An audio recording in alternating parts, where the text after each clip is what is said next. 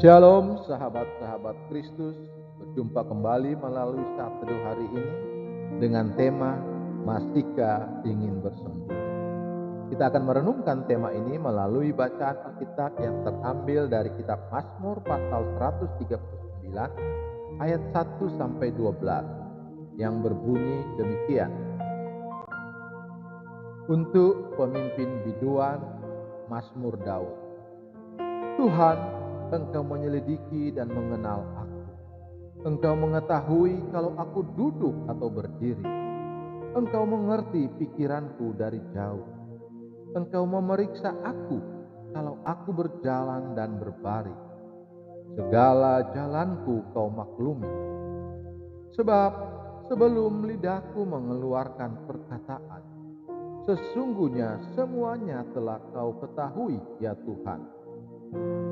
Dari belakang dan dari depan, Engkau mengurung aku, dan Engkau menaruh tanganmu ke atasku. Terlalu ajaib bagiku pengetahuan itu. Terlalu tinggi, tidak sanggup aku mencapainya. Kemana aku dapat pergi menjauhi roh-Mu? Kemana aku dapat lari dari hadapan-Mu? Jika aku mendaki ke langit, Engkau di sana. Jika aku menaruh tempat tidurku di dunia orang mati, di situ pun Engkau. Jika aku terbang dengan sayap fajar dan membuat kediaman di ujung laut, juga di sana tangan-Mu akan menuntut aku, dan tangan kanan-Mu memegang aku.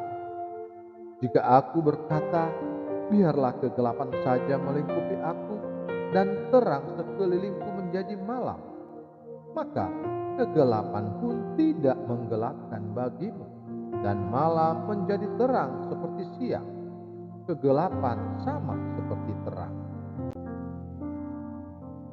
Ayat hafalan hari ini terambil dari kitab Mazmur pasal 139 ayat 7 yang berbunyi, kemana aku dapat pergi menjauhi roh-Mu? Kemana aku dapat lari dari hadapan-Mu? Sahabat-sahabat Kristus, seorang bocah berusia 4 tahun tergesa-gesa mencuci tangannya dan segera setelah itu berlari ke kelas meninggalkan teman-temannya.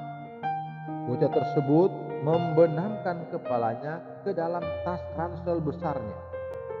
Tak lama kemudian terdengarlah suaranya yang lantang, membuat orang yang saat itu berjalan melewati kelasnya yang terbuka tercengang melihat ulahnya. Ibu guru, aku sedang sembunyi. Bocah itu berpikir jika kepalanya tidak terlihat, maka seluruh tubuhnya pun tidak akan terlihat. Sahabat-sahabat Kristus, apa yang dilakukan sang bocah mengingatkan kita tentang Tuhan yang Maha Tahu. Tuhan mengenal dan menyelidiki kita. Ayat 1. Dia tahu apa yang kita lakukan, yang juga dapat diketahui orang lain. Dia tahu keseharian hidup kita, baik duduk, berdiri, berjalan, maupun berbaring. Ayat 2-3. Dia bahkan tahu apa yang orang lain tidak tahu, sesuatu yang tersimpan dalam pikiran kita. Ayat 2.